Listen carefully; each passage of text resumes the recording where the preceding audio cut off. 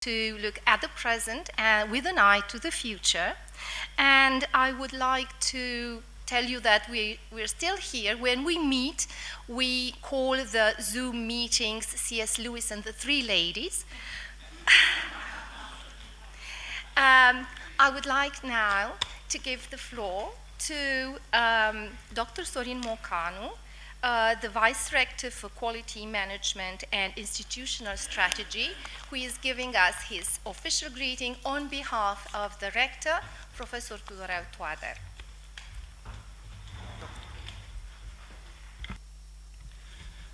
Vă mulțumesc, doamnă profesoară. Distins prezidiu, stimați invitați, dragi studenți, doamnelor și domnilor, îmi revine marea onoare de a vă transmite salutul domnului rector, profesor dr. Tudorel Toader, gazda dumneavoastră aici, rectorul Universității Alexandru Ioan Cuza din Iași. De asemenea, am plăcerea de a transmite felicitările dumnealui către organizatorii acestei conferințe, către Catedra de Limba și Literatura Engleză a Facultății de Litere și către toți cei care au ajutat mult la organizarea acestei ediții a conferinței. Firește că, dat fiind subiectul acestei conferințe, un diavol tânăr mă împinge să vorbesc mult, să fac exces de cuvinte, profitând de faptul că sunteți blocați cumva în fotoliile dumneavoastră și nu veți avea curajul să ieșiți. Dar liniștiți-vă, știu să rezist diavolilor tineri.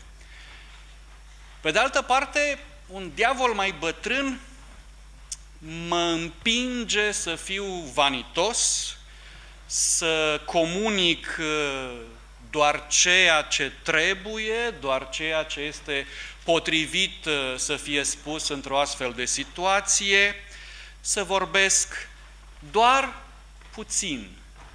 Dar acest puțin, firește, este acel puțin care mă face să par un coneseur, un fin, un rafinat în ale celor scrise de C.S. Lewis. Încerc să rezist și acestui diavol bătrân, dar știți foarte bine că rezistența este futilă.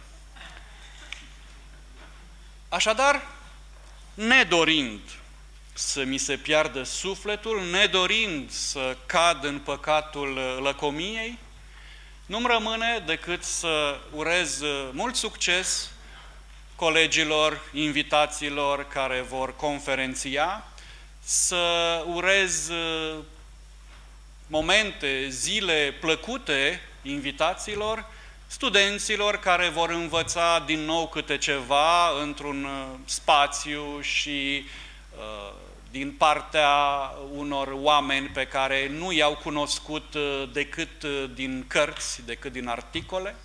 Este o experiență minunată pentru ei, mi-amintesc de experiențele mele din timpul studenției, dar iarăși, vedeți, un diavol tânăr mă împinge să vorbesc, să vorbesc, să vorbesc. Așadar, vă urez mult succes și voi urmări cu atenție, dar fără îngrijorare, tot ceea ce se va desfășura în spațiul universității. Vă mulțumesc!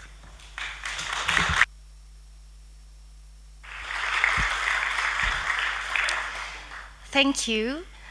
I would like to say that this comes from an actual connoisseur of a member of the Department of Comparative Literature within the Faculty of Letters that Professor Mocanu also is. And now I would like to invite Dr. Gabriela Haja, who is the head of the Institute of Romanian Philology, named Alexandru Filipide, the Iași branch. Please. Thank you.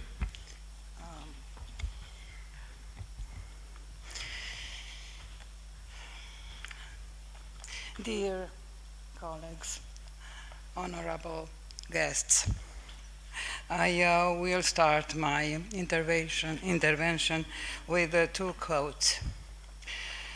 Miracles are retelling in small letters of the very same story which is written across the whole world in letters too large for some of us to see. And friendship is unnecessary, like philosophy, like art. It has no survival value. Rather, it is one of those things that gave value to survival. I choose two quotes dear to me from the long list of memorable texts signed by the writer C.S. Lewis. C.S. Lewis, who gave us opportunity to gather in the last 10 years in Iași to enjoy together the pleasure of rereading and meditating on his books, and the pleasure of communication between us. It is a special honor for our institute to be with colleagues and friends from the Department of English Literature and Language, from the Department of Foreign Languages, Faculty of Letters, along with the other organizers of this remarkable scientific event, which has reached its 6th edition. Congratulations, dear colleagues, and we will wish you many future editions. The specialized fields of our institute have as their object of research the Romanian language, literature, and ethnology. Working on the dictionary of the Romanian language, thesaurus, and historical dictionary, I could see how important translations were for modernizing of the literary language, Romanian literary language. Nowadays, machine translations are more and more satisfactory. However, without human interventions, they do not reach the level a talented translator can achieve. The latter is an excellent connoisseur not only of the languages from and into which he translates, but also of the respective cultures, literatures, and traditions. C.S. Lewis requires a special translator, the one who perfectly knows the universe of this author's works and who finds the most suitable equivalence in the target language. Such a translator is, for Romanian, the distinguished teacher Rodica Albu, researcher and translator of the work of C.S. Lewis in Romanian. In Romanian education, as in other countries, the effective learning of foreign languages is supported and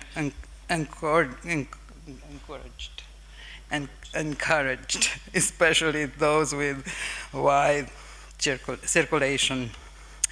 The goal is the access to global knowledge. The research system exists according to current policies precisely to contribute to this knowledge. However, an undesirable effect can occur: the weakening of specialized languages in native languages. Translation from literature written in other languages help us to have access to those cultures. At the same time, translation of specialized texts into the native language can be a way of keeping one's cultural identity alive. As I said, excellent translators are needed. Translators who, in addition to linguistic performance, are empathetic, creative, and imaginative. In this context, I go back to the teachings that C.S. Lewis left us through his writings, and I will remind you of another quote. Reason is the natural order of truth, but imagination is the organ of meaning. To conclude, please receive my best wishes for success in your presentation and constructive and pleasant dialogues. Thank you for your attention.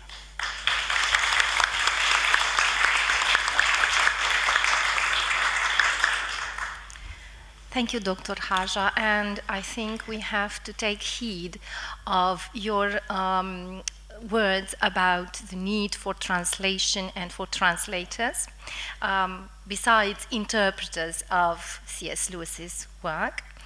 I would like now to invite Dr. Alin Călin, who is the Vice Dean of the Faculty of Letters, the host of this event.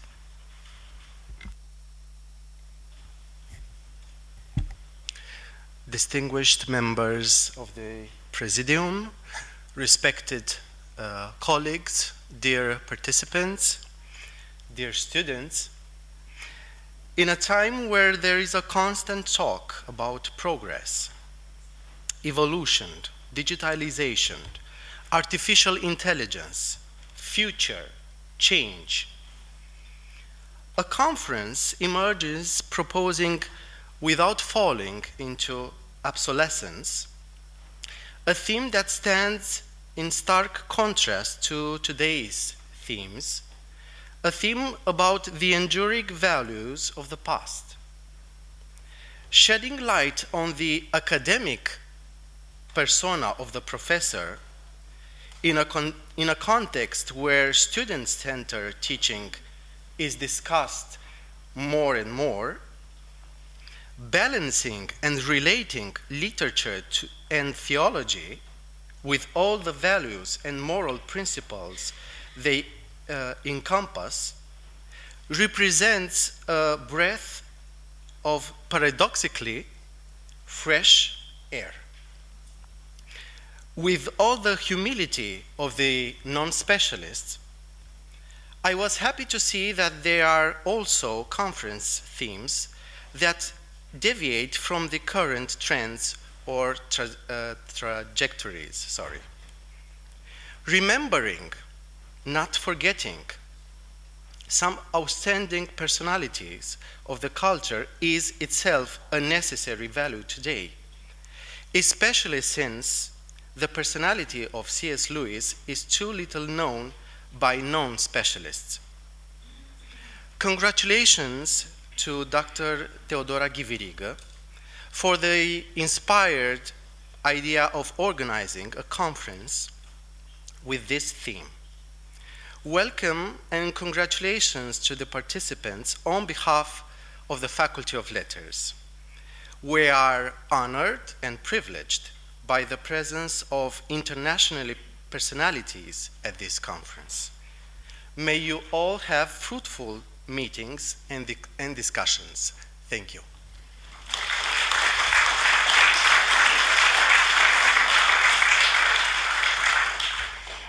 We thank our Vice Dean for the encouraging words, and I would like now to invite Professor Iulia Milică, who is a teacher of literature within our department and also the head of the English department. We call it collective now or something like that, but it brings together the branches of language and literature.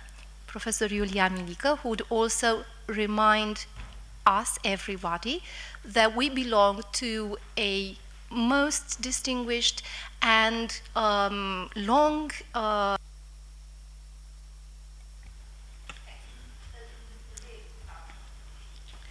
Thank you very much. I moved here so that you may see the slide that I prepared, but the real reason is that glasses might have been needed, but I don't want to acknowledge this fact, so I just pretend. distinguished guests, dear colleagues, and dear students. I would like to thank the organizers for inviting me to the opening ceremony of this conference.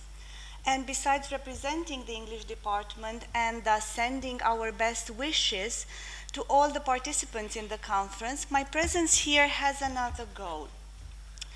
In November, 60 years ago, C.S. Lewis would start his real life, as Aslan put it, the real great story, and I quote, which no one on earth has read.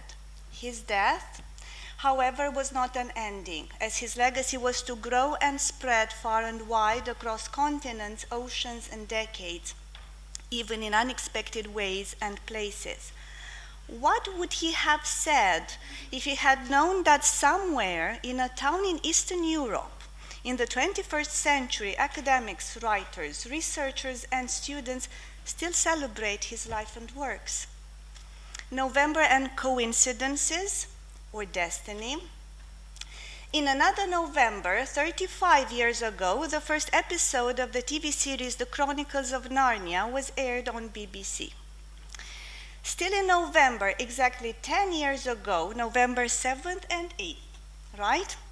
The first conference dedicated to C.S. Lewis and entitled The Romantic Rationalist, Life, Joy, and Imagination in the Work of C.S. Lewis was organized in Iași by the same team of Lewis enthusiasts, Professor Rodica Albu, Dr. Denis Vasiliu, and Associate Professor Theodora Ghiviriga, who are here today. This November, the conference celebrates its 10th edition and is still organized by the same team.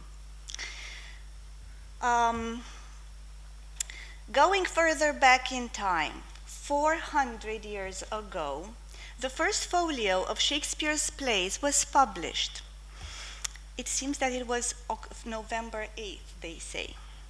So Shakespeare and Lewis, two of the greatest, inspiring generations of readers, academics, researchers, and students. So how does Iași, Romania, fit into this great literary story? So we go back in November 1963 in Iași at the Alexandru Ioan Cuza University, and we will find a small group of students who had already completed a month of lectures and seminars in English language and literature, the first of the kind in Iași after a very long time. More precisely, in 1963, the Department of English resumed its activity after almost 2 decades of interruption caused by the communist regime. Many of the students belonging to the first generation became professors of the department and in many Romanian schools. Actually, my high school teacher was part of this first generation, and many of my mentors in the university. Since then, the department has grown constantly from a handful of students, maybe 10 at the beginning, 15, not more than that. 70. So it has grown constantly, and today, this year, we have around 300 students enrolled in the first year in English language and literature, around 60 students in translation and interpreting, and 20 in American studies. 3 MA programs were added, starting with 2003 with the MA in American Studies, followed by 2 other MA programs, Translation and Terminology, and Applied Linguistics and Teaching EFL. This year, there are more than 1,000 students enrolled in all the English programs, and the English department has 23 members, 3 Fulbright grantees, and 17 colleagues with whom we cooperate for various teaching activities. The PhD Doctoral School of the Faculty of Letters also offers students the opportunity to continue their studies in the field of English language and literature. Professor Grigore Veres, if I'm not mistaken, then I think I'm not mistaken, was the first to coordinate in Iași PhD dissertations in English studies, followed shortly by Professor Ștefana Vădani, Professor Horia Hulban, the first PhD coordinator in language studies, and Professor Odette Blumenfeld, who was the head of the department probably for the longest period of time of all the members of the department, the heads of the department. Up to the present day, other professors in the English department have become PhD coordinators, which means that our students now can fulfill a whole cycle of university studies. And many of us, members of the English departments, have done so. The members of the English department along these 6 decades,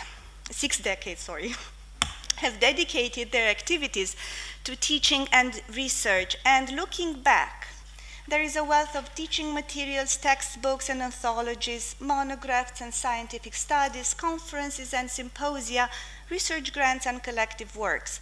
Many of you are probably familiar with our journal, Lingua Culture, whose first issue in 2010 was edited by Professor Rodica Albu. I don't know if you remember, but the first issue was yours. Who is also a member of the editorial board. Many of the papers of the C.S. Lewis conferences were published in various issues of our journal that is now indexed in important scientific databases. And I hope that this year's contributions are going to be published as well in Lingua Culture. All these are quantifiable results, visible, praiseworthy, testifying of years of hard work and dedication. However, the English department has become much more than that. It is emotion and inspiration, a world of connections and friendships, a space of development for students inspired to become teachers because they had great teachers. Researchers curious to follow new leads because of great conferences such as this one.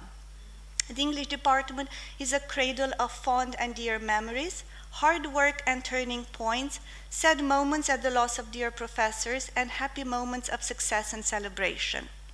We as a department have our bookshelf of publications, a web page with information and data, individual and collective files with evaluations, procedures, and standards. But beyond that, there are strong connections, generous mentors, and dear friends, fond memories, and hopes for a more successful future.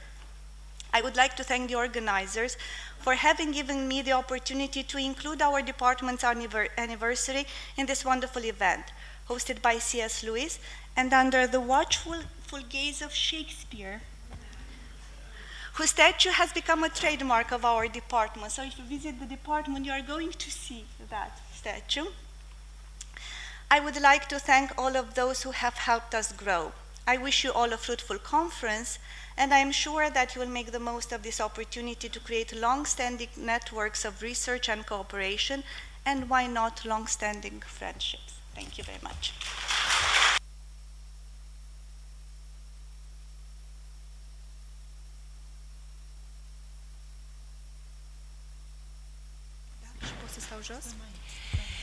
Well, except thanking, now that I have the papers, I will, for the same reason, I will do like our leader did. So, 10 years ago, we started by trying to understand how Lewis was a romantic rationalist. His lifelong recurrent experience of the amazing longing he could not explain led him beyond the world, and in his lifelong experience of reason and logic led him to see that truth and beauty and justice and science would have no validity at all if there were no transcendent truth in which they were all rooted. One of the reasons we considered that back then that we feel so touched by what he wrote might be the fact that there is a romantic rationalist, deep and often distorted in every one of us. We have longings that cannot be satisfied and questions that the world cannot answer to. Because he learned on this path, he became a master thinker and a master of using language. And every romantic effort and every rational effort that he took, it was in order to help people to see what he had seen, beauty, truth, and love that could re-enchant reality like through a stain, like light through a stained glass. So we are here together, and I want to thank you for being here with us. To make this courageous stand based on what a great academic he was. Classes full of students, a Socrates club for students where they debated seriously on the big questions of life, his tremendous scholarship, his fame as a popular writer, his fame in being known as a speaker in public. We are here to enjoy learning about this and to learn more. But there is a chance that we may also hear, while here, the call of the horn of the elves, a drawing towards becoming an open door to re-enchantment for our students, for our colleagues, for our scholarships, so that love, truth, and beauty would transgress into our reality. And we will, let's all of us be a little bit more enchanted academics after we live here. And we really thank you, dear special guests, for being here.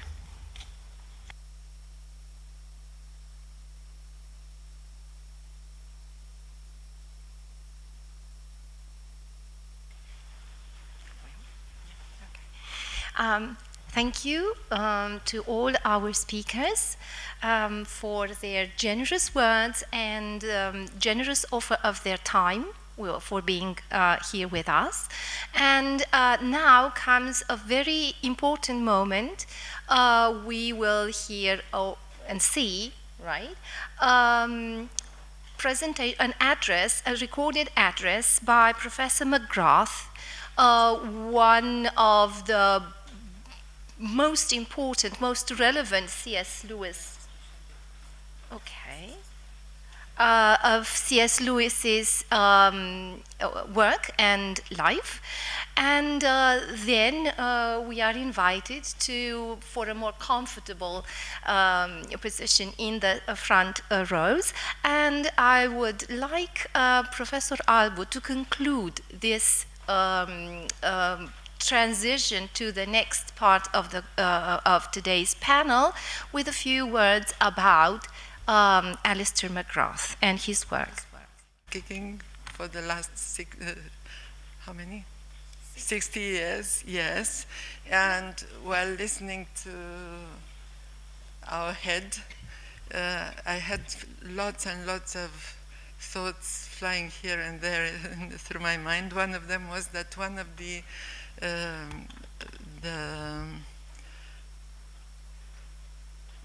first doctoral advisors that was mentioned here, Professor Stefan Avadani, wrote a very interesting book. Unfortunately, it's in Romanian, and I don't know if anyone has the disposition to translate it, entitled "In the Beginning Was the Metaphor."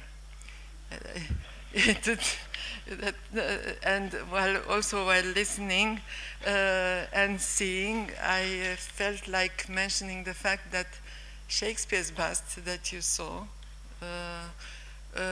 was the work of one of our colleagues in the English department who migrated. I think she's in the United States now, but she was also an excellent sculptor. So all sorts of talents coming together in the English department. But now to cut it short, Dr. Vasiliu, who's going to lead the next panel, helped me because I said, no, I don't feel like speaking, my voice is not in the best shape. And she provided me with a few notes about Alister Edgar McGrath, whose speech you'll be listening in a few minutes, who's a prominent Northern Irish theologian, intellectual historian, scientist, and Christian apologist. He holds 3 doctorates from the University of Oxford, a doctoral degree in molecular biophysics, a Doctor of Divinity degree in theology, and a Doctor of Letters degree in intellectual history.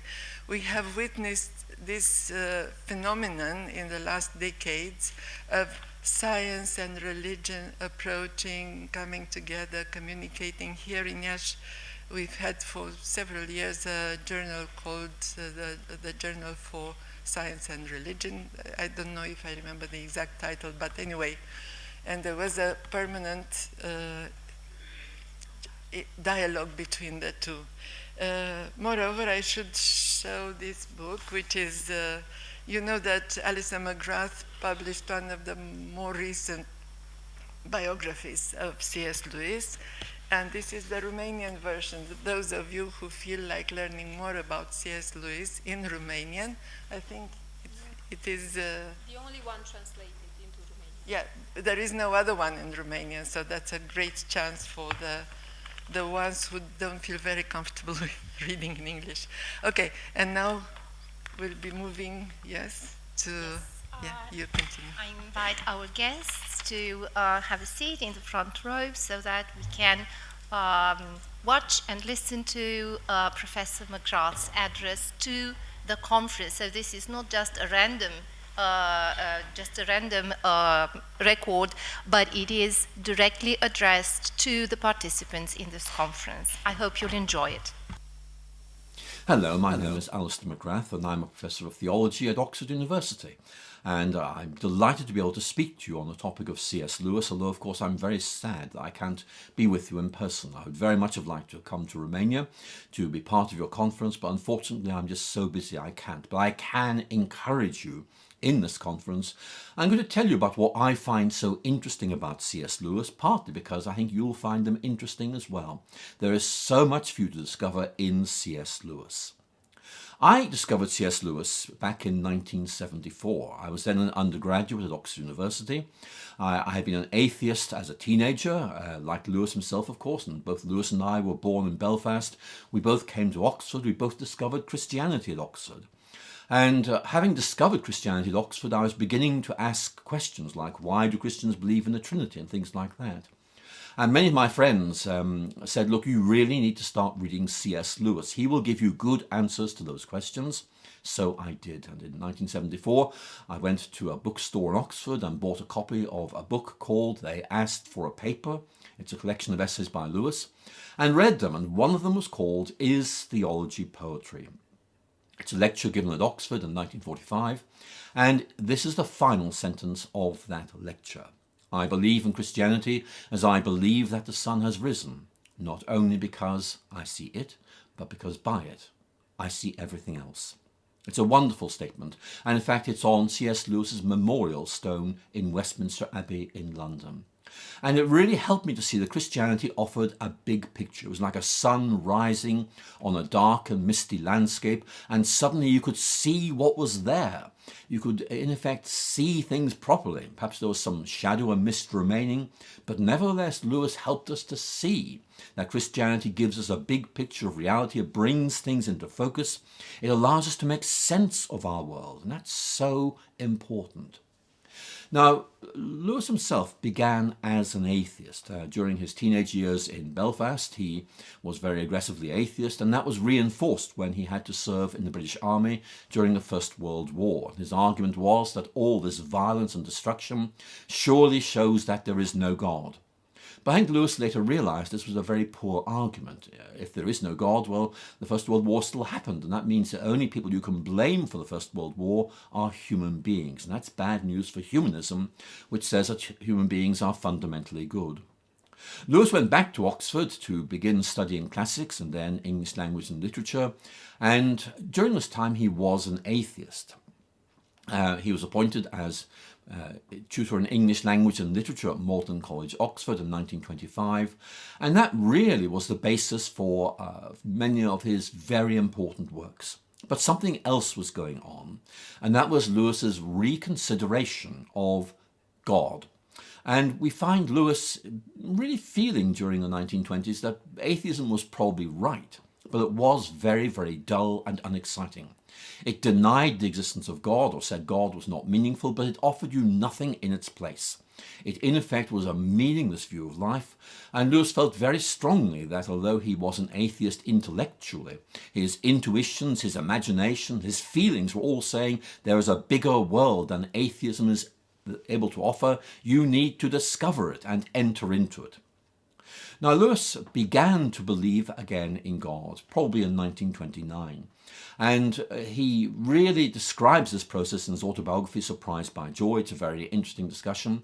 But Lewis, although he began to believe in God, had not yet really understood what Christianity was all about. That happened in September 1931, and a friend of his was instrumental in helping him to do this. And this friend, of course, was J.R.R. Tolkien, author of The Lord of the Rings, a very important figure in Oxford, a very active Christian, and someone who reflected long and hard on what Christianity was all about. And for Tolkien, Christianity tells a story that makes sense of every other story we tell, a story that illuminates the nature of reality, helps us to understand God better, and above all, helps us to understand our own lives more satisfactorily. And Tolkien explained all these things to Lewis in September 1931, and Lewis wrote to some of his friends in great excitement describing the difference that Tolkien's way of thinking made to his life. It's all about seeing things in a new way. It's all about being part of a bigger story, and that means that by entering the story, you have meaning, you have value. Suddenly, Lewis found what he was looking for. He saw things in a new way. And that's a very important theme for Lewis during the late 1920s. He became involved in a controversy that's sometimes called the personal heresy. Again, the personal heresy with E.M. Tilliard, a Cambridge scholar. And the key question here was, what is literature trying to do? And Lewis's argument is very important and really helps us to understand him, both as a writer, but also as a Christian apologist. Lewis argues that a literary writer, a poet, is someone who has seen something and wants to communicate that, to convey that to the people who read him. And Lewis makes the point that a poet is someone who has seen something and points to it, says, look what I have seen. I want you to see that as well. And Lewis argues that a poet is not someone who himself is a spectacle, look at me, but rather a set of spectacles, saying, look through me, look at the new way of thinking and seeing things I can offer you. And that's a very helpful way of understanding what C.S. Lewis is actually doing in his writings as a Christian apologist. Now, Lewis was very well qualified to be an apologist. He was an atheist who knew why he'd been an atheist, who became a Christian and knew why he'd become a Christian. So in effect, he was able to speak to the mindset of atheists, to get inside their heads and the way their minds work, and at the same time show that Christianity made far more sense than atheism. But Lewis wasn't really doing apologetics until the year 1940. And that's a very important moment.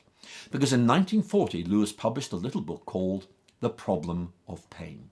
Why is that book so important? Well, obviously, it's actually quite a good account of the problems raised by suffering and how a Christian might begin to respond to them. So that's important for us today.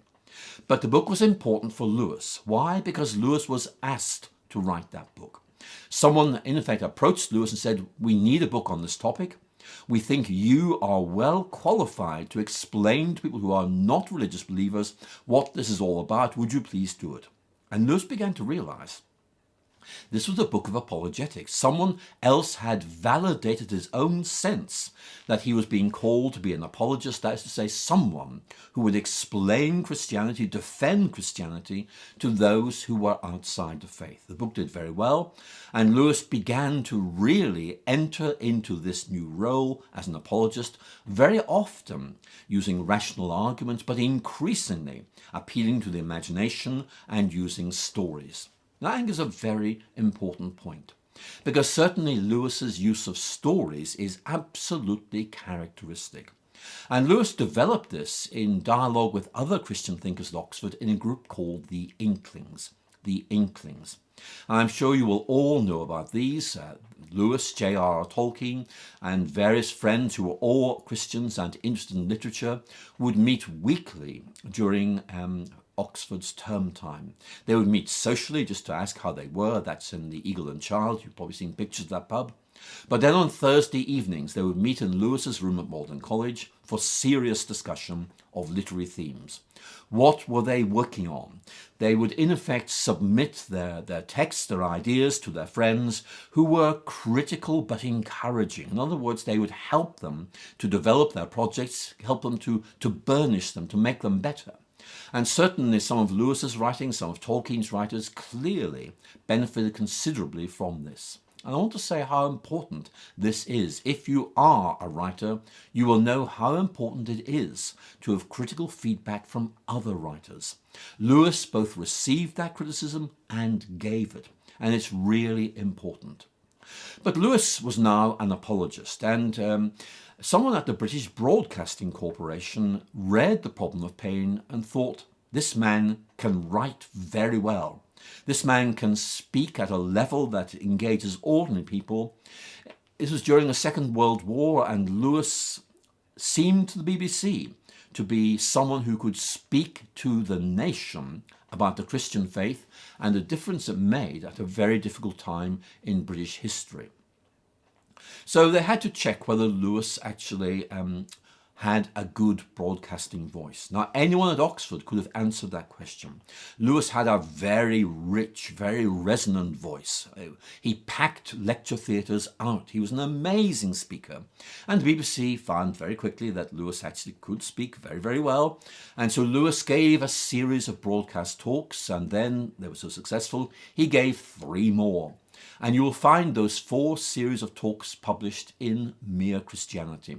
Mere Christianity has 4 books, 4 sections, and each of those is one of those set of broadcast talks.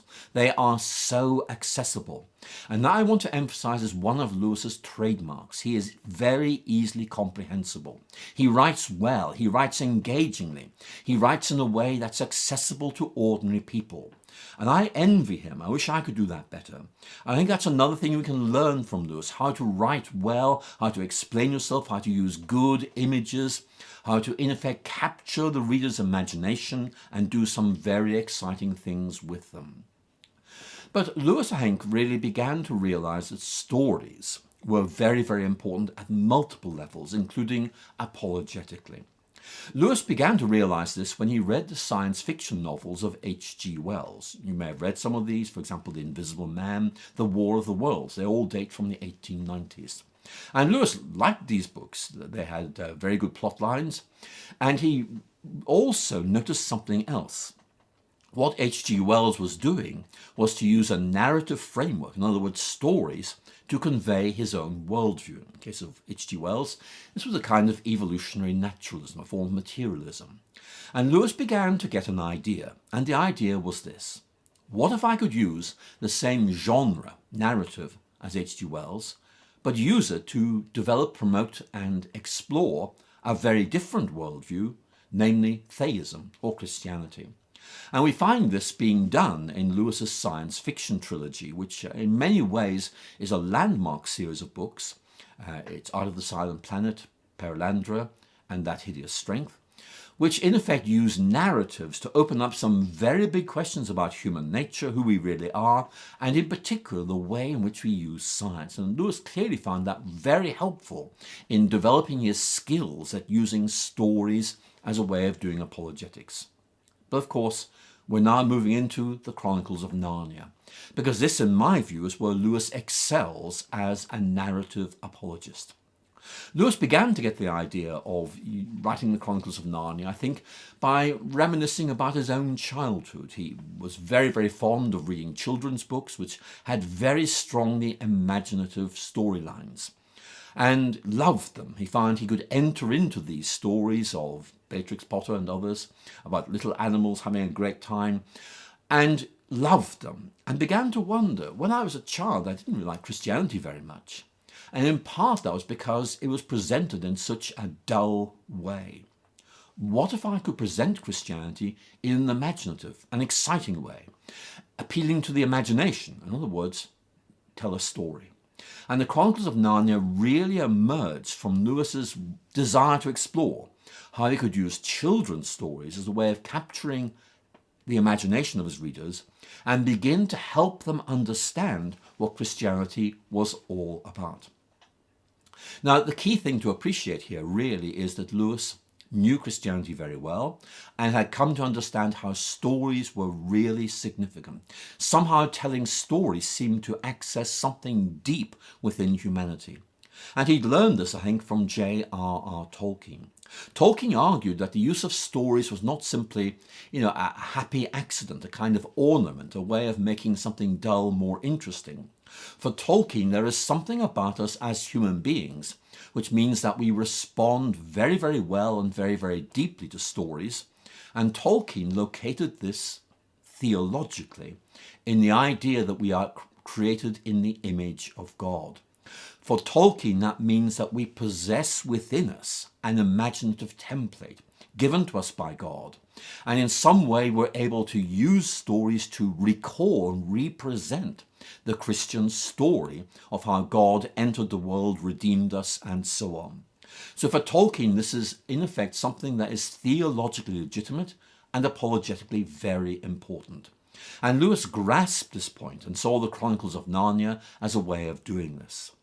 So I think the key point I want to make about the Chronicles of Narnia is that they have this incredible appeal to the imagination. But they also, I think, bring out the importance of stories for talking about the Christian faith and indeed understanding and inhabiting the Christian faith. So let me begin by making one very obvious point. Let's go to The Lion, the Witch and the Wardrobe. And as you all know, when the children enter into Narnia through the wardrobe in a beautifully narrated scene, they hear different stories about this world of Narnia. Is it really the world of the White Witch, or is it actually the world of Aslan, who isn't here at the moment, but one day he's going to come back and then everything will change? In other words, the children hear multiple accounts, multiple stories of the origins and nature of Narnia. And they have to make a decision, which one is right? Which story will they trust? And the point Lewis wants us to understand is that we live in a world in which there are many stories being told. They can't all be right. We have to choose which one we think is trustworthy and reliable. And for Lewis, the choice is Christianity, and he wants to, in effect, get the point across that people tell stories very often to capture us, to hold us into their worldview, and that one of the things that is liberating is discovering a story which sets us free to be who we really are. So that's a very important point. But there's a second point, and it's this. When the children begin to realize that the story of Narnia is for real, they enter into it and become part of the story of Narnia. They enter into a bigger story. Now, psychologists tell us that when we're thinking about meaning in life, there are several things that really resonate very, very deeply with human beings. One is to be part of something bigger, a bigger story, a bigger picture, a meta-narrative. Another is to see a coherent way of understanding the world. Another is to feel that we are individually significant and have a purpose in this life. And you can see immediately that Lewis is resonating with these. The point he's making is this. Each of these children have their own personal story. Yet each personal story is given richness, depth, deeper meaning and purpose by entering into the bigger story of Narnia and advancing it.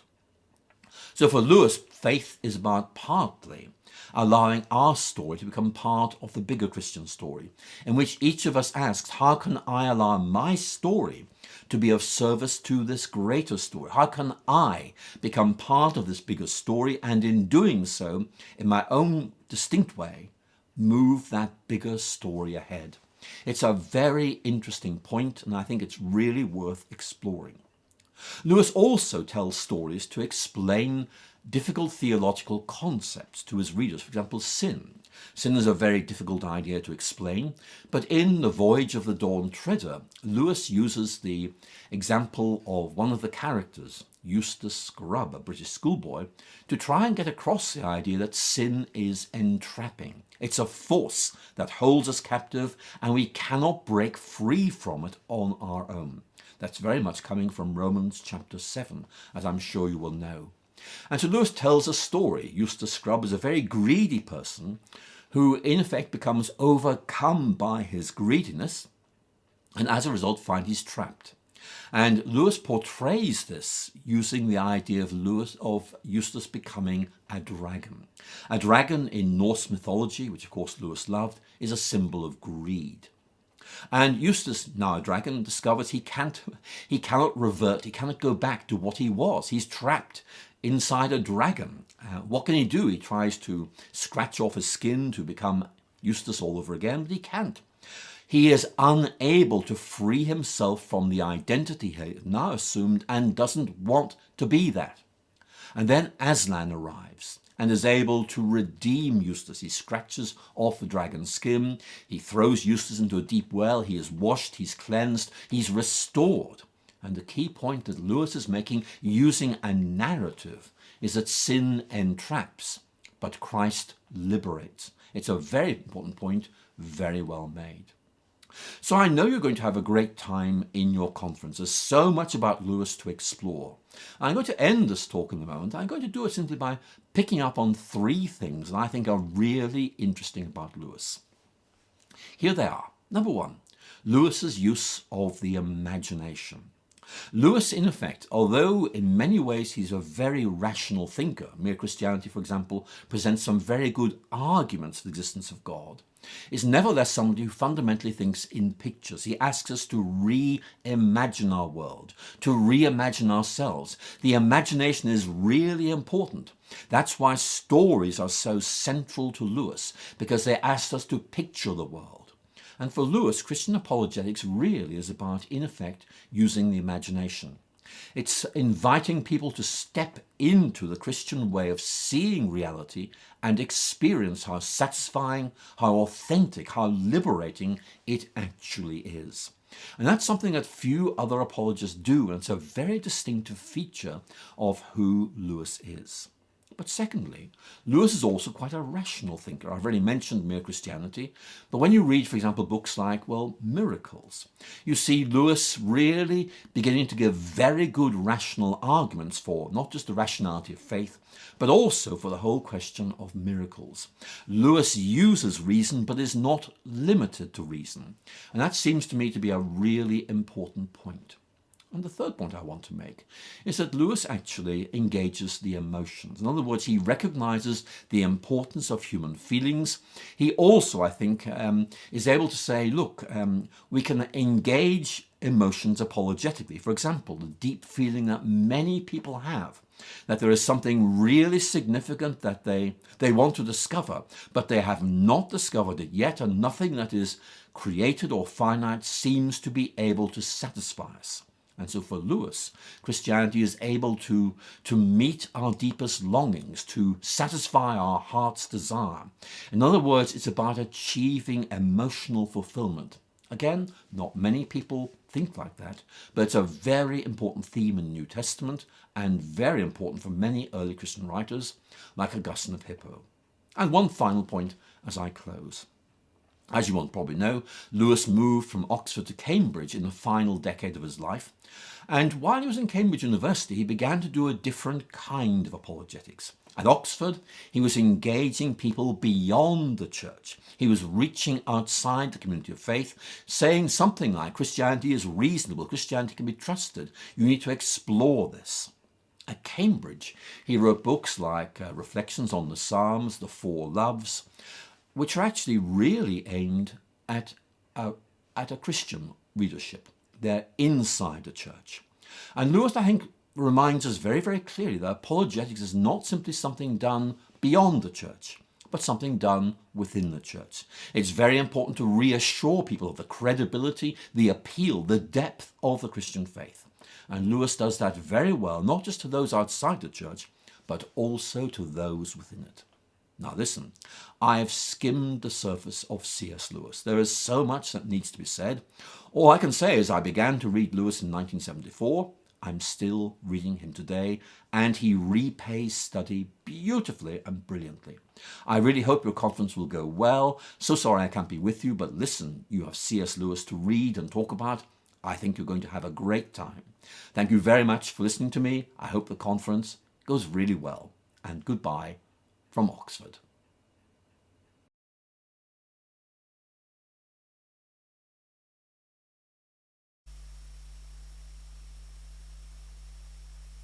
Our next speaker, distinguished speaker, is from Oxford as well. So we thought of having this party, Oxford party, at this time of the day. So our next speaker is Professor Dr. Paul Stuart Fiddes, who is an English theologian and novelist. He is a professor of systematic theology in the University of Oxford, Principal Emeritus and Senior Research Fellow at Regent's Park College from Oxford. He is the director of the project for the study of love and in religion. He took first-class degrees in English literature and theology at the University of Oxford, and he is a doctor honoris causa at the University of Bucharest. We have the privilege and the honor of having him on Zoom because he really wanted to be with us. He was in person in 2018. He really wanted to come this time. It was not possible, but instead of sending a recorded message, he will be on Zoom being part of the conference. So we thank him so much.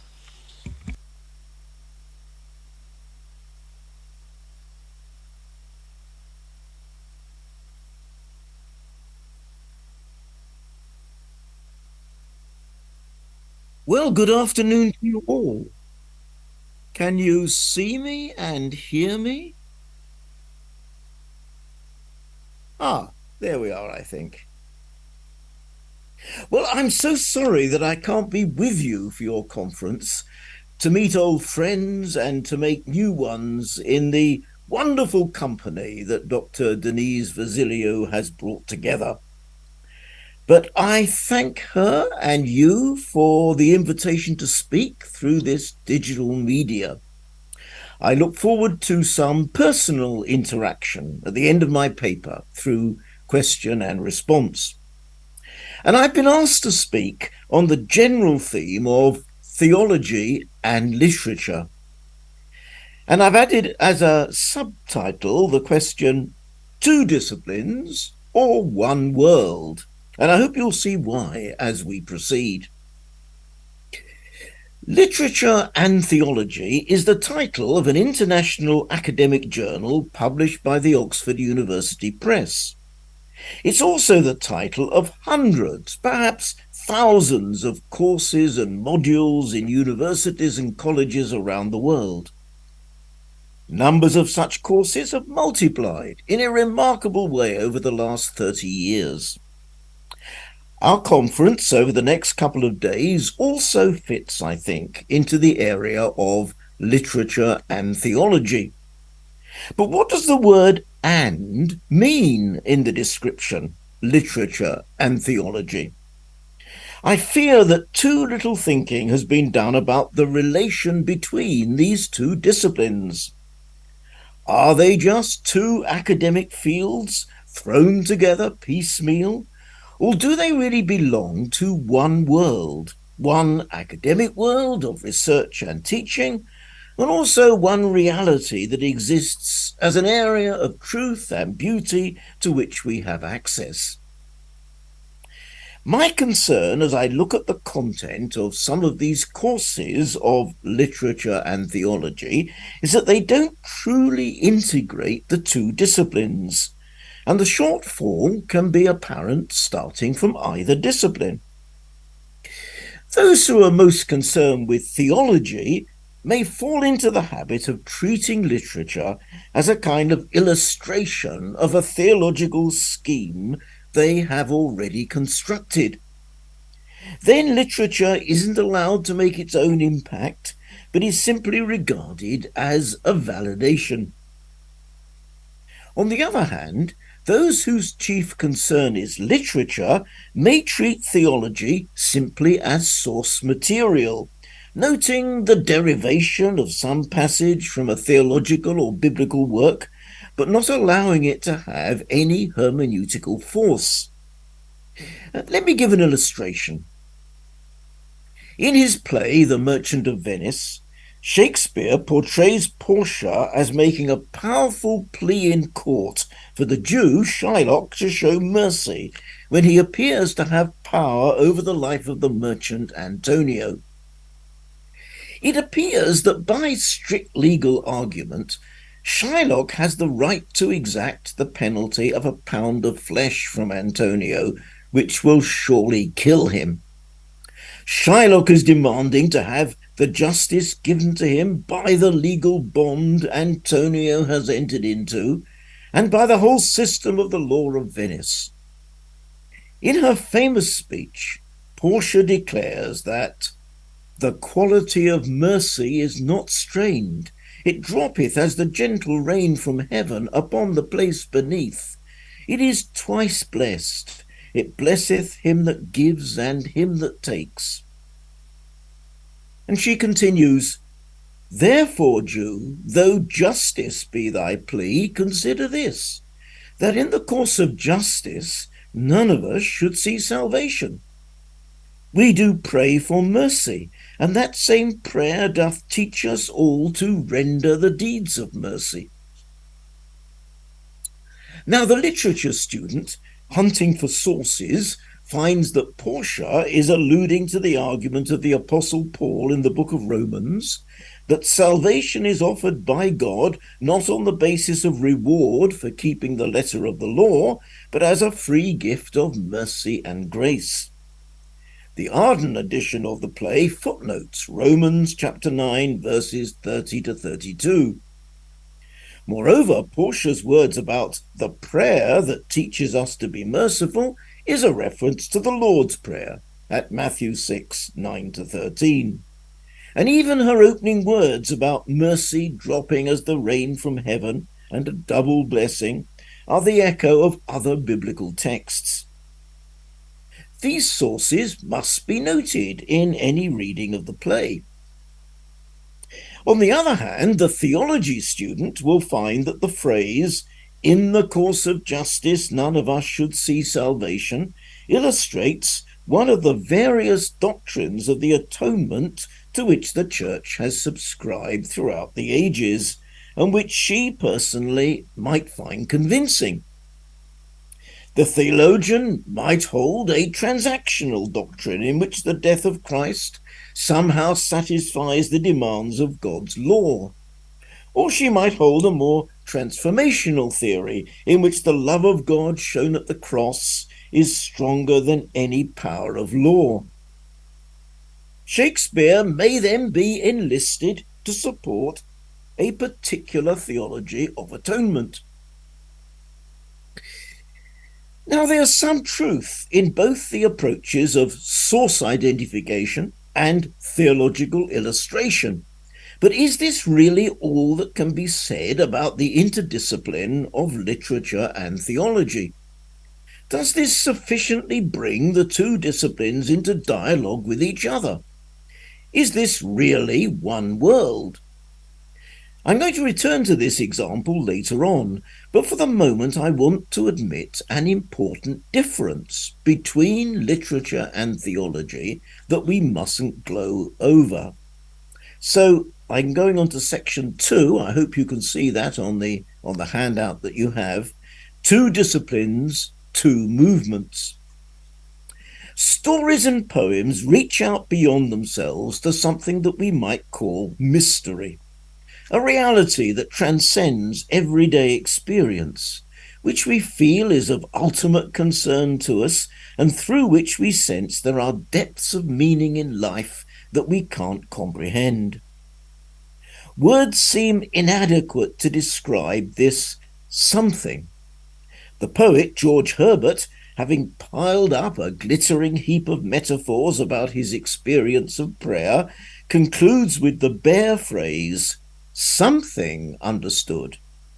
A modern poet, Philip Larkin, reflecting on his experience of visiting ancient churches as an unbeliever, testifies to a surprising hunger to be more serious.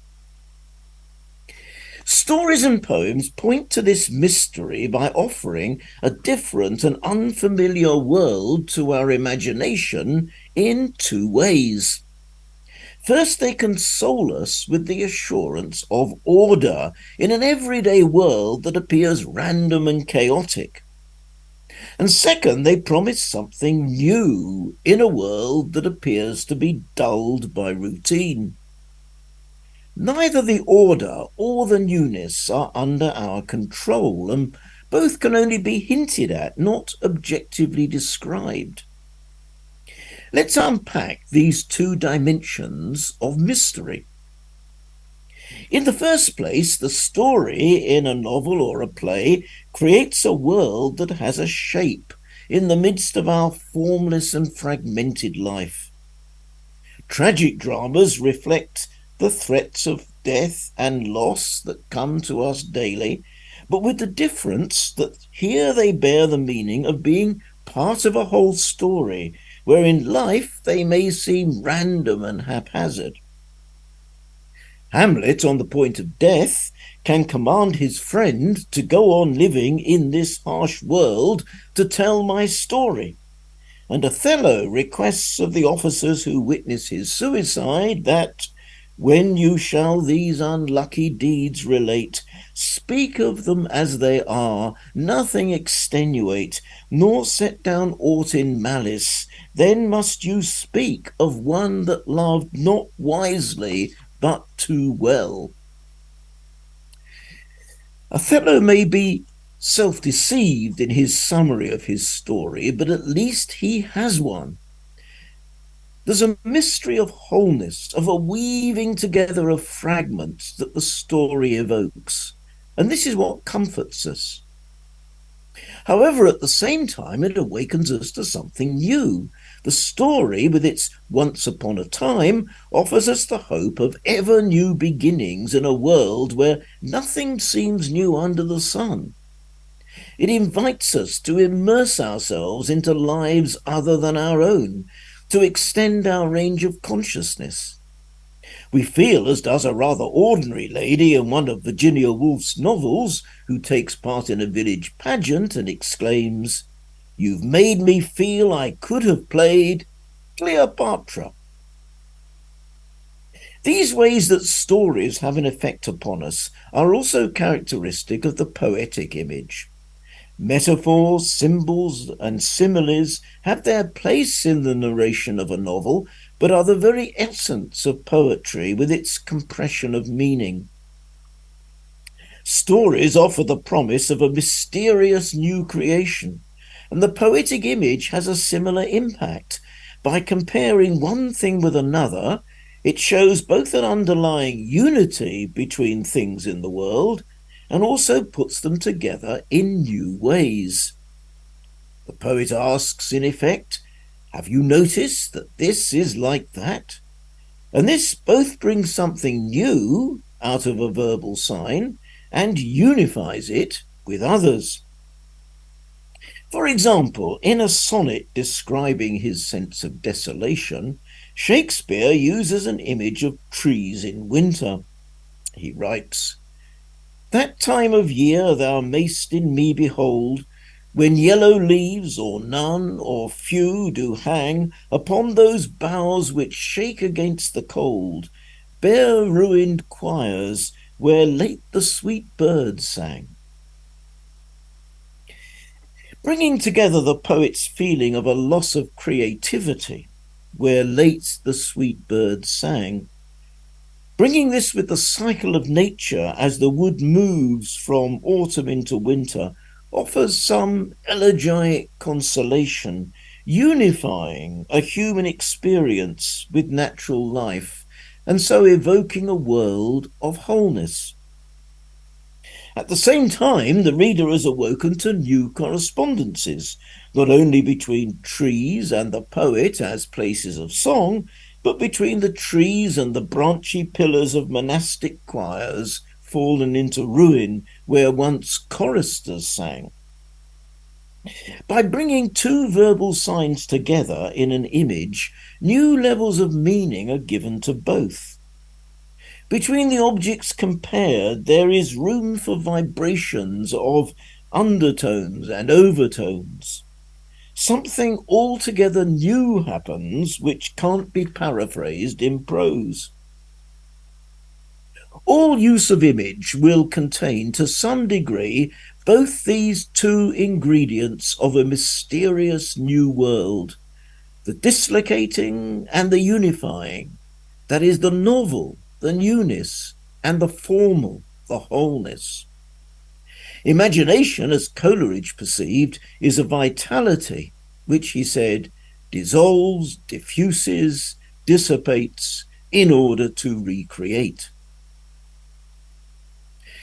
Now, theology seems to work the other way round.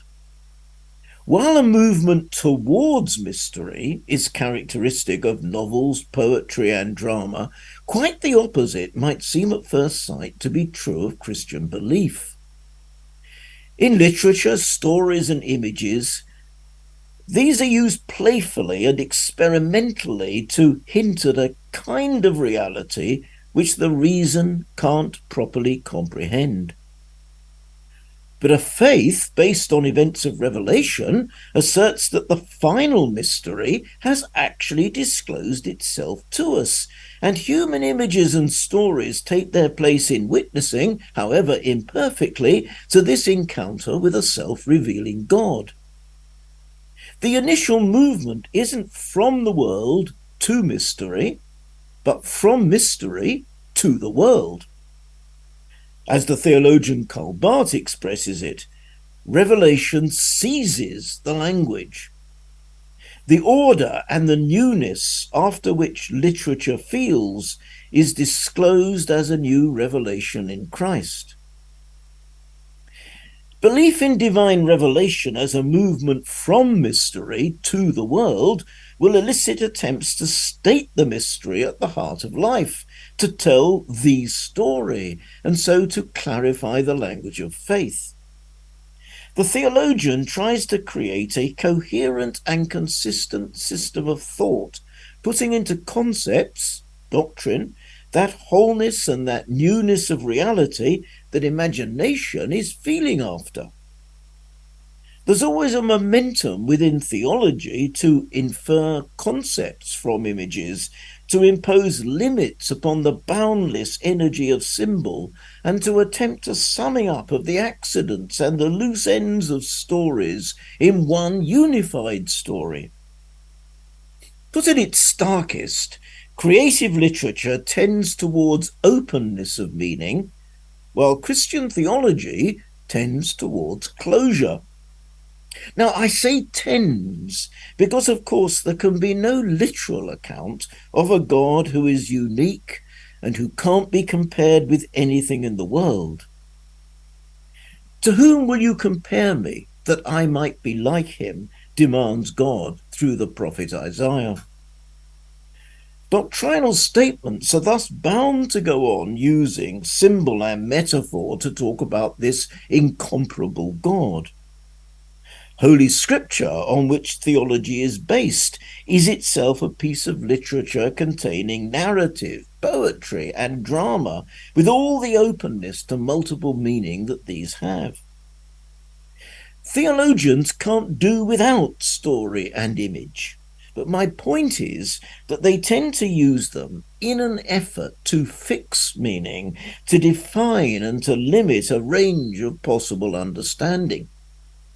So we must honestly face a difference between these two disciplines of literature and theology.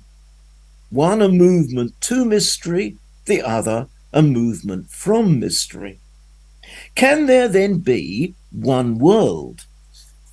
Because I'm a theologian, I'm going to offer an answer to that question from a theological standpoint, considering the unity between imagination and revelation. That's my section 3.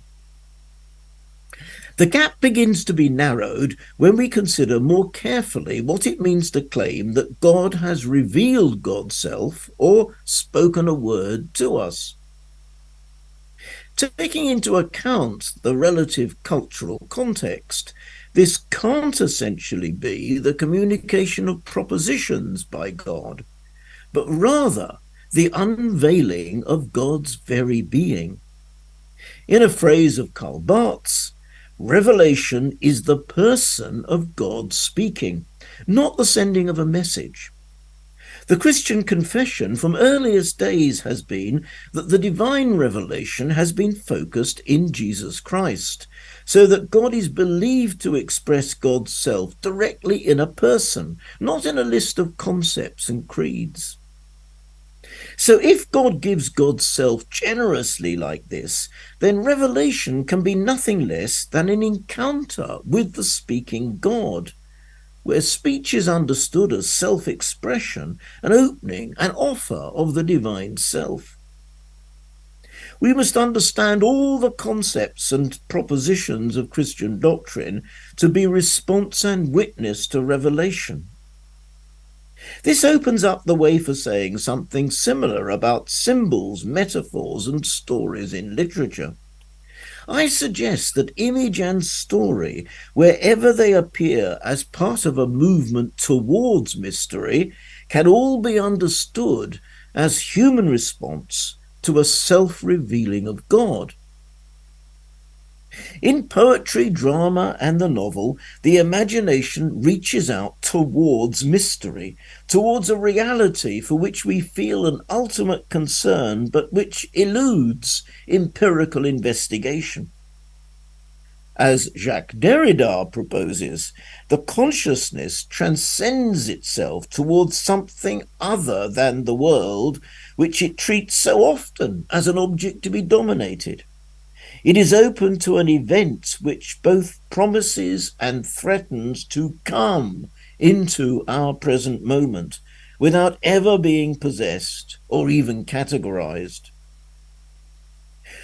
We might regard this other as the mystery of God and think that our very capacity for moving out beyond ourselves is being prompted by the self-opening of the mystery to us. There's a great deal of modern theological thought in which God's revelation of God's self within human experience is understood to be the basis for the human quest after the mystery of God. If God were not giving God's self to us in the first place, we would not ask after God. We reach after mystery, the mystery of final reality, because we've already been grasped by it. As Paul Tillich expresses it, we have ultimate concerns because what is ultimate, God as being itself, is already participating in our existence. We have the experience of being already seized and held by a spiritual presence. So God is in our asking of questions about meaning as much as in the answers. And similarly, the Catholic theologian Karl Rahner observes that the human spirit appears to have a natural openness to the infinite, to mystery. A person experiences himself as able to go on asking questions endlessly about existence. Rahner writes that the infinite horizon of human questioning is experienced as a horizon which recedes further and further the more answers man can discover. In fact, however, Rahner maintains that this openness to mystery can never be separated from God's own openness to us in gracious self-communication. The movements of grace and nature are always bound up together so that God's offer of God's self to us can never be separated from human freedom, human self-understanding. It's prior to it. To be a person is actually to take part in what Rahner names the event of a supernatural self-communication of God. All reaching after mystery has been prompted by God's opening of God's self to us.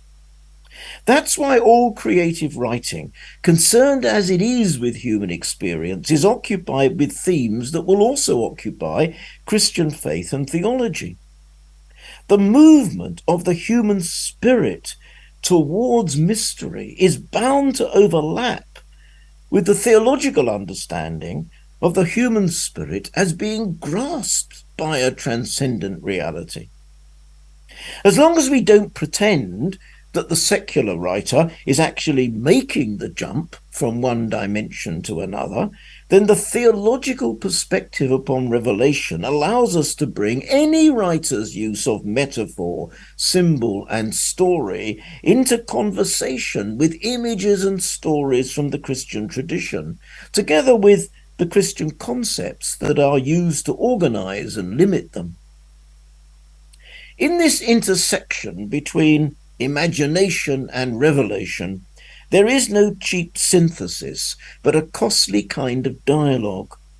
On the one hand, the human imagination reaches out beyond daily life and experience, transcending the finite in search of mystery.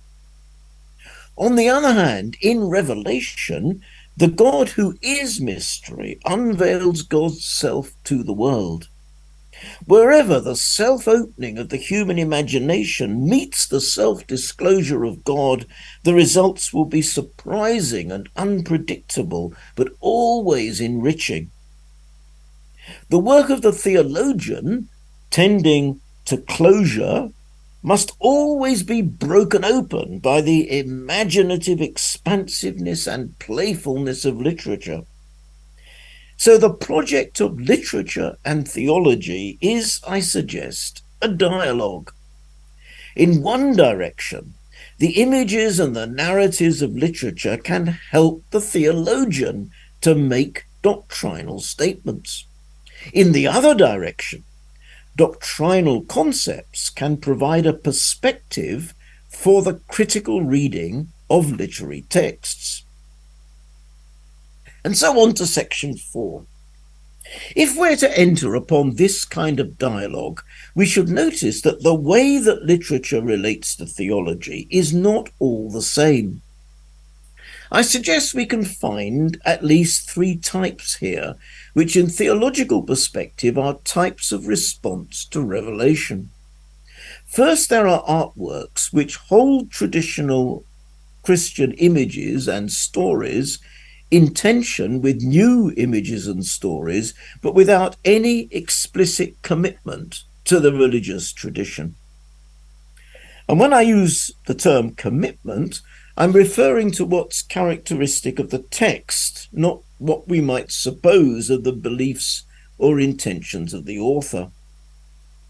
The novels of Iris Murdoch are, for example, full of Christian metaphors in this way. To take just one instance, the image and stories of the risen Christ are brought into conjunction with the story of Anne Cabbage, a former nun in Murdoch's novel Nuns and Soldiers. At a critical point in her life, Anne has a vision of the resurrected Jesus. And just as Christ appeared to Mary in the garden, he bids Anne, "Love me if you must, my dear, but don't touch me." Anne isn't to make the mistake of many characters in Murdoch's books of looking to some external saviour to evade their own responsibility and to avoid the long and painful process of unselving or abandoning the attempt to build the whole world around ourselves. Anne cannot cling to an easy saviour, but must find the way of truth for herself through the tangles of her love. "Don't touch me," Christ bids her, as he did Mary Magdalene. Then comes a startling reuse of another image from the gospel story. Jesus shows her unscarred hands and says, paradoxically, "My wounds are imaginary." That is, the suffering has, he explains, not been the point, though it has proved so interesting to you all. Suffering, he says, has passed like a shadow. What remains is the challenge of facing death, which, he says, is one of my names. Now, Murdoch is constantly critical of the way that confession and seeking for salvation from God can mask the fact that we find our sins an interesting and absorbing subject. Suffering torments of remorse about them can be a self-indulgence, which is simply another form of creating our own world around us. The point is facing death, the great teacher, not luxuriating in suffering. Now, this is a point that Murdoch can make without any commitment to the story of a risen Christ. A second type of text is one that similarly brings together traditional religious images and stories with new ones, but which does show a commitment to the tradition and so wrestles with concepts of Christian theology. The interaction of story, metaphor, and theological concept is already there in the artwork itself. In reading, we can sense the stretching of mind and feeling, the tautness, and even the stress which comes from holding together the movement from mystery, which a doctrinal concept represents, and the movement towards mystery, which is characteristic of the imagination. There is a kind of literature in which the writer feels a demand laid upon him or her by truths which have been preserved and expressed by a community of faith through the ages, and which call for new allegiance from the writer in the present. And this desire to be faithful exists in tension with the writer's creativity, in playfully letting image or story carry him or her where it will. To this type of literature there belong the stories and poems of some of the inklings that you'll be talking about over the next days: C.S. Lewis, J.R.R. Tolkien, and Charles Williams, among others. To take just one example, in his novel Perilandra, Lewis shows an allegiance to the Christian story in the book of Genesis, that humankind is fallen because our earliest parents disobeyed God's command not to eat from the tree of the knowledge of good and evil. But this interacts with a story from the writer's own imagination, setting the scene not on Earth but on another planet, Venus or Perilandra. Lewis is interested in exploring the reason why our ancestor Eve fell to the temptation to disobey God. And by setting the story on another planet, as yet unfallen, he can work through the dynamics of the choice in an imaginative way which isn't just an allegory. Here the lady does not fall. The images with which the story proceeds appear to have a life of their own and can't be simply translated as representing various aspects of Christian doctrine. Why should the land of Eden here be depicted as a land full of islands floating on a vast lagoon? Lewis himself tells us that the novel didn't begin with theological ideas, but with a persistent image in his head. He saw, he said, floating islands, which became a planet with floating islands. Why should the temptation to disobey God take the form of disobeying a prohibition not to sleep at night on the land, which was not floating but fixed? As the story develops, it appears that to do this would be to refuse the new opportunities which each new wave brings to open oneself to the adventure God offers. But this image emerges from the story. It arises from Lewis's own imagination, not from the book of Genesis. So the writer is allowing his imagination to reach out towards a mystery with the use of new symbols, and these interact in a novel way with the basic doctrinal idea of a fall away from God, to which the writer is committed. A third type of text is where a work of art doesn't explicitly enter into dialogue with Christian images, but where image and story indicate a movement towards mystery, to the infinitely other, which can be brought into dialogue with Christian symbols. In Virginia Woolf's novel To the Lighthouse, for example, the journey to the lighthouse of the title is a symbol of hope in the unifying of the fragmented human personality. The lighthouse stands firm and unchanging amid the pounding of the waves, and yet it can't be separated from the rhythm of the seas. Mrs. Ramsay finds in the lighthouse an objective assurance of stability that's peculiarly her own. She's discovered that one doesn't find integration in concentrating upon one's self and one's own needs, but in being drawn out of the self by something other, something beyond the self. So Woolf writes, and there rose to her lips always some exclamation of triumph over life when things came together in this peace, this rest, this eternity. And pausing there, she looked out to meet that stroke of the lighthouse, the long, steady stroke, the last of the three, which was her stroke. At the end of the story, the painter Lily Briscoe, portraying the scene, puts a final stroke on her canvas and exclaims, "I have had my vision."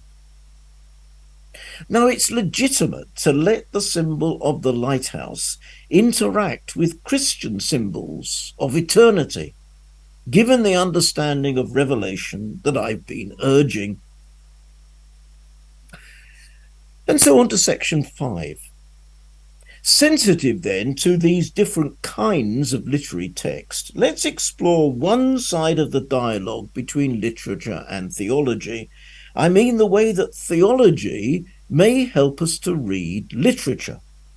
Let's take an example from poetry, from the second type of text I've mentioned, where the use of Christian images stems from a commitment to the Christian tradition.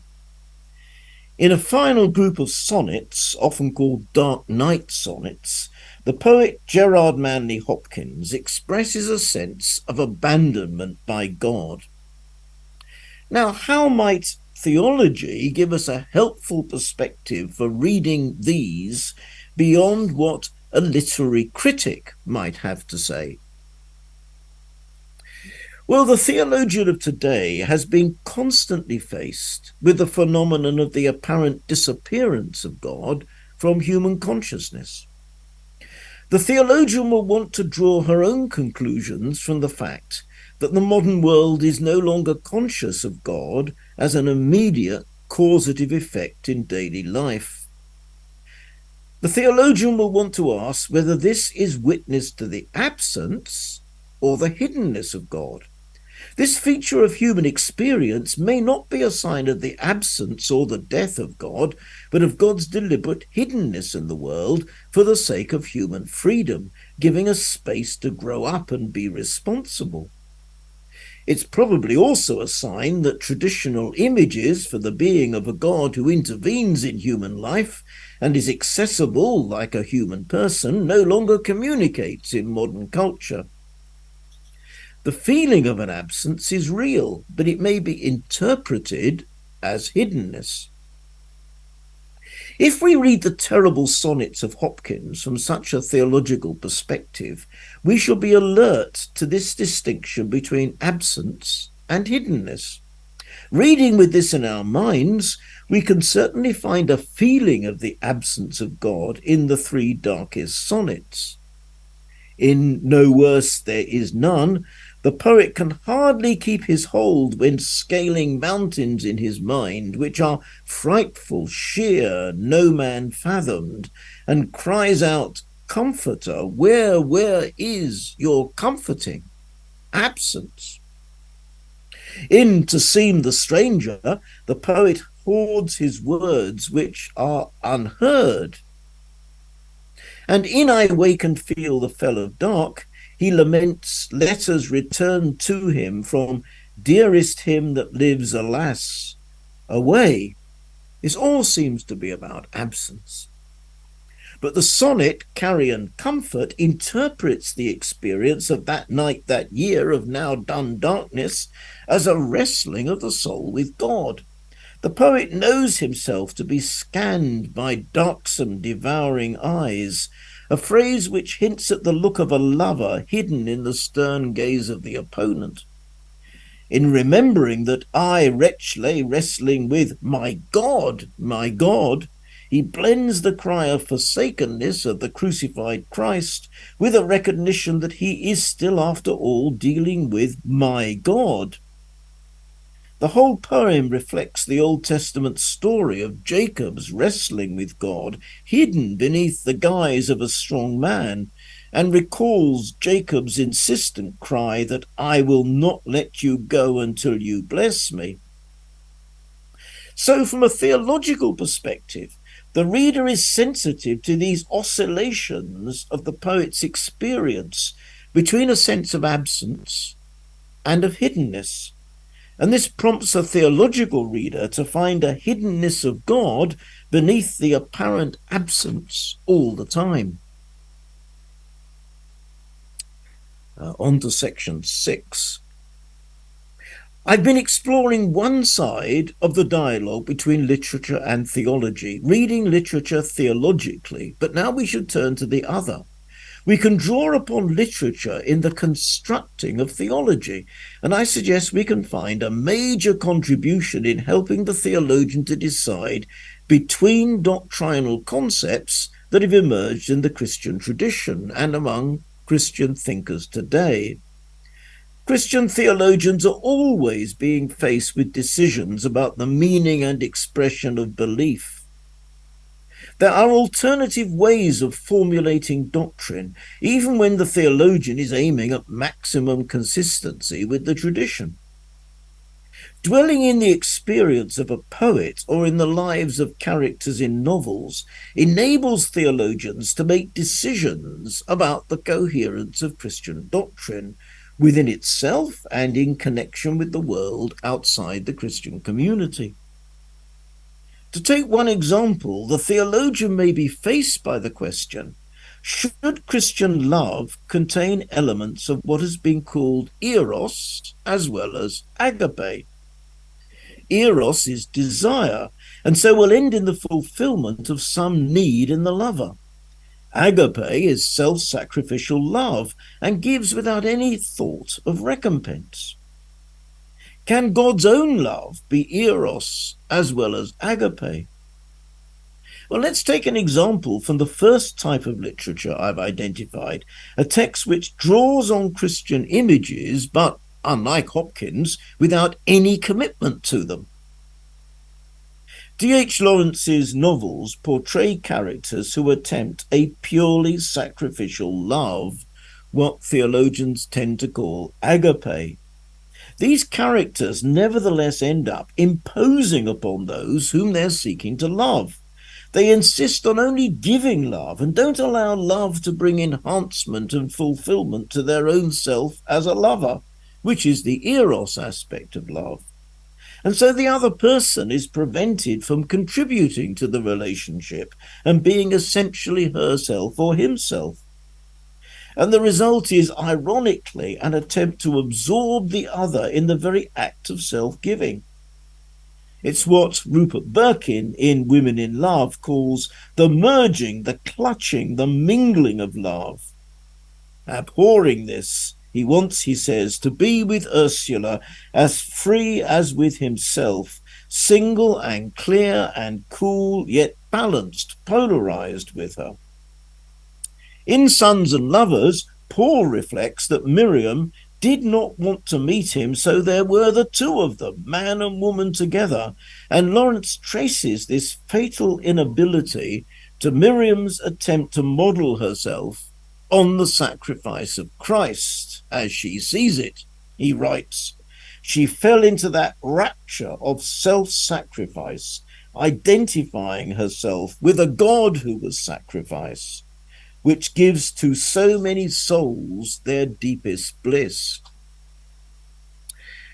So, living in the experience of Lawrence's stories, a theologian can test out concepts of love, And she will then, I suggest, be moved to adopt a concept of love in which a person who gives himself truly in love, agape, is bound to gain something for himself from the response of the other, eros. And by analogy, she might develop a concept of God, whose love is eros, desire, as well as agape, giving. A God who allows creatures to contribute freely to the project of creation, and so to God's own being as love. So the last section. Finally, let's return to the example with which I began. Portia's speech in The Merchant of Venice. Shakespeare's text falls somewhere between our first and second types. He uses Christian images and draws on biblical texts profusely, perhaps more than any other major author, but we just don't know what his personal commitment is to them. Now, what happens when we place this speech of Portia in the two-way dialogue between literature and theology I've been describing? Let's read it first from a theological perspective. When we reflect on the meaning of freedom from the law in the teaching of St. Paul, we find that law is fulfilled in love, and there is a new kind of law that he calls the law of the Spirit of life, an inner motivation replacing a written code. Now, from that perspective, we can see that Portia's triumph in the law court is no less legalistic than Shylock's demand. She uses the strict letter of the law to demand that Shylock, on peril of his own life, must take not 1 gram more than a pound of flesh from Shylock, from Antonio, and with it no blood at all. Now, since this is impossible, he forfeits everything. Though Portia is critical of Shylock's insistence on the written law in his bond, here she herself leaves the realm of mercy and enters the arena of the letter of the law. The theologian can see that legalism is the problem in this play, not Judaism, and it's widely distributed among Jews and Gentiles. And this alerts us to inconsistencies in Portia's own character and behaviour that we can now discern in the previous scenes in Belmont. This perspective also makes us aware of strains within the relationship between Lorenzo and Jessica, and prompts us to question whether her jest that he has stolen her soul with many vows of faith and ne'er a true one might be uncomfortably near the truth. The critic must then decide whether all this leads to a deconstruction of the plot against the author's intention, or whether Shakespeare has deliberately intended this loose end in what would otherwise be a simple contrast between Portia and Shylock, and finally between Christian and Jewish life. In the opposite direction of the dialogue, a great deal of recent literary criticism has centred on the way that Shakespeare plays on the physical and cultural image of the body in the play. On the one hand, the body is a unifier in various speeches, tending to identify the body of the Jew with the body of Antonio as one body. In Portia's speech, bodies are ideally united in the mercy that blesses those who give and those who receive it. And there's an ambiguity in this scene when Shylock calls Antonio's flesh my flesh. He certainly means that he owns it, since the pound of flesh has been forfeited by failure to pay the debt, but he clearly also wants his Jewish flesh to be regarded as the same as Gentile flesh. On the other hand, Shylock also insists on Jessica's bodily identity with Judaism, declaring, "I say my daughter is my flesh and blood," even after she's eloped, and he wishes her dead. Flesh is then both a vehicle of unity and of proper diversity, a signifier of an otherness between cultures that must be recognized, or we simply make others an extension of ourselves. How can a theologian allow her theology to be shaped by the experience of living in the courtroom of the Merchant of Venice? The theologian has been immersed into a situation where, on the one hand, there is only one flesh in all humanity, and yet on the other, where religious groups want to insist on my own flesh and blood, and where there is an otherness to be respected. So in the first place, the theologian must surely reconsider a long-held doctrine of so-called unity. Being one body can't mean that there is a new Israel in Christ which wholly replaces the old Israel. A supersessionism that's taken the darker form of anti-Semitism over the ages. And this tension between unity and diversity of the body should also lead theologians to consider whether and how to discern the body of Christ in many cultures and religions. It should lead the Christian theologian to hold the uniqueness of Christ together with an inclusiveness in which God is present and active in all religions, recognizing their own unique claims.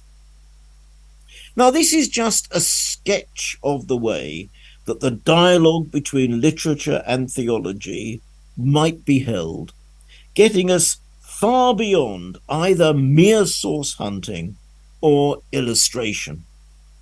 And doubtless you'll be engaging in such a dialogue in the next 2 days.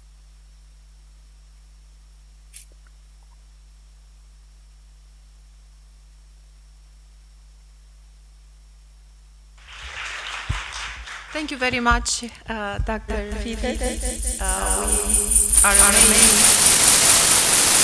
after all we have heard. If there is any question that you might like to address. Yes, Dr. Paul? Yes, I'd be very, very happy to,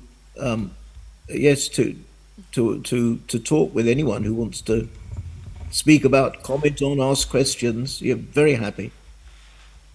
Give me a mic. Okay, good. Dr. Fiddes, Paul Michelson from Indiana. I have two questions.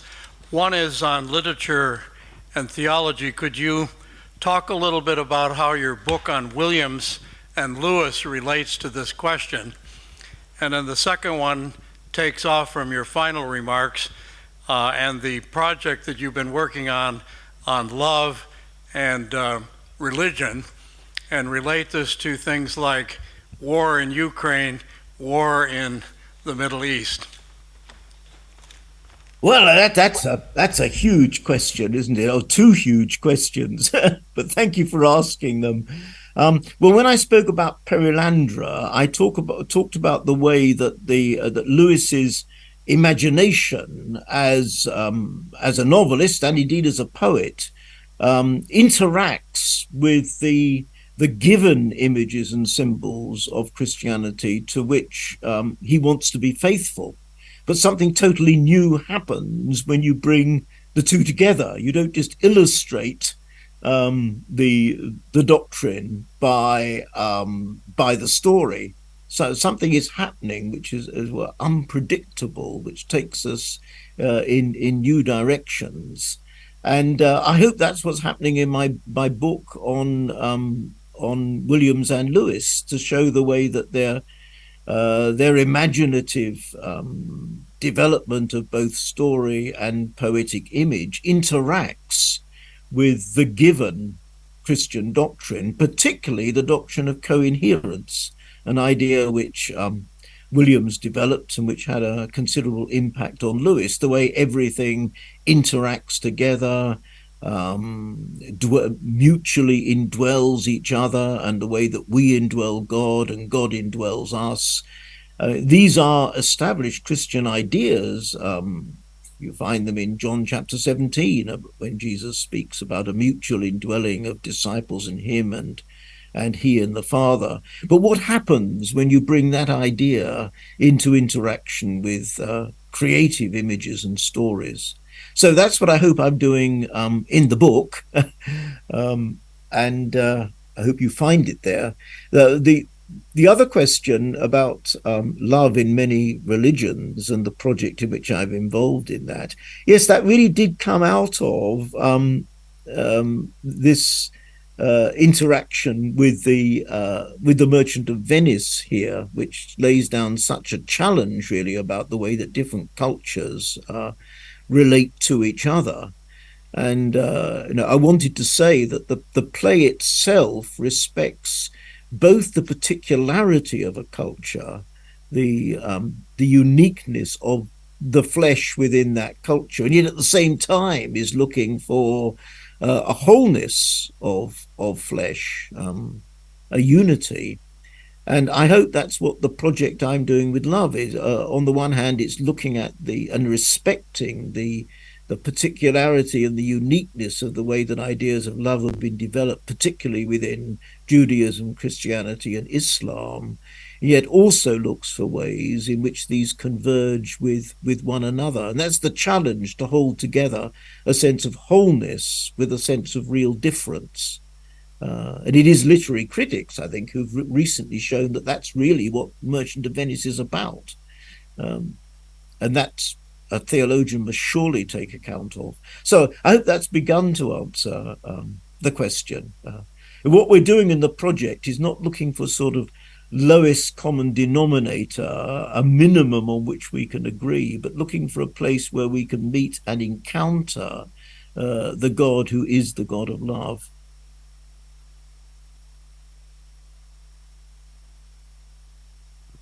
Hello? Professor Fiddes, Father Andrew Lazo here, and thanks for your recent note.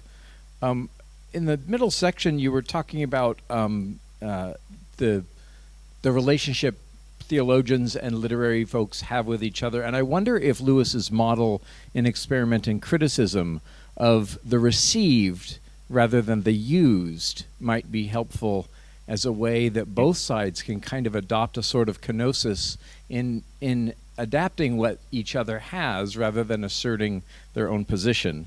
I'd love to hear your comments on that. And then if you have a moment to say something about Eros and Agape and Sarah Coakley's recent work, I'd appreciate that too. Yes, thank you. I should say that there is quite an echo of feedback. So I'm not sure I've caught entirely every word that you said, but yes, I would like to say something about the whole notion of creativity and receptivity. Lewis himself does not, in his theory, have such a view of the creativity of the imagination as I've presented myself. Or even perhaps, actually, Professor McGrath in his previous talk that I listened to with great interest, because Lewis tended to feel that what mattered was to receive what God had created and not to try and be original oneself. I hadn't taken that view because I think that Lewis, in what he actually does in the stories that he writes, and he did the poetry he writes as well, but particularly in his stories, is being actually original. Lewis once said that any man who tries to be original will never achieve anything. So perhaps he wasn't trying to be original, but I think he nevertheless succeeds in it.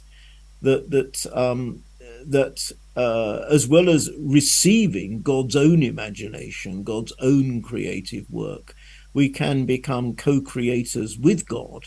Actually, Tolkien had more to say about that, about co-creativity in his essay on fairy stories.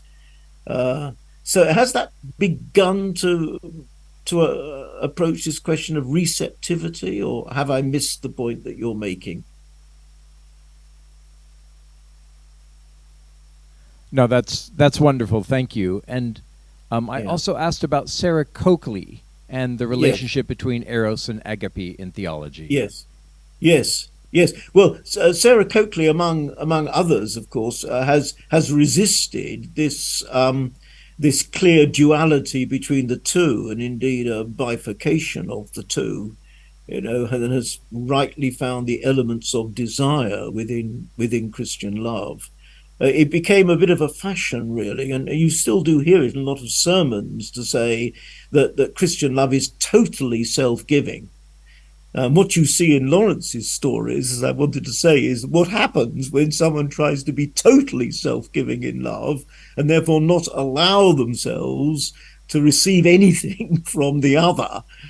This ends in a kind of a oppressiveness, in fact, and that's what I think theologians need to listen to. But no, I think that Sarah Coakley has partly leaning on Augustine, has in fact shown us how we can reintegrate desire within Christian love. Desire must always mean some kind of fulfillment, you see, because and some kind of need, and that's why Christian theologians have often been averse to thinking in this kind of way, thinking that we just think in a totally self-sacrificial way, and especially loath to think of desire within God. Can God really be fulfilled by the world? Well, what is God doing making the world if God doesn't want to be in some way enhanced and enriched by the creativity of that world? Well, as much we would love to continue, we will need to stop, and because of the time. But we really thank you, Dr. Paul Fiddes, for being with us and for giving us such a great talk on the relationship between literature and theology that actually we need to understand a lot more and a lot better. So hopefully in 2 years you will be with us. Yes, well, I would like to. You are already Yes. invited. And, thank you so much, and I do hope to be back in Iași and to be there with you in person. But thank you for allowing me to share in this way and to have some kind of interaction with you. Thank you. But we really appreciate that you have chosen to be with us on Zoom instead of sending the recorded message. So it has been great. It is almost like you are here, almost. Oh, I'm so glad. You will just miss the coffee. I'll have some myself. Thank you again very much for all your attention.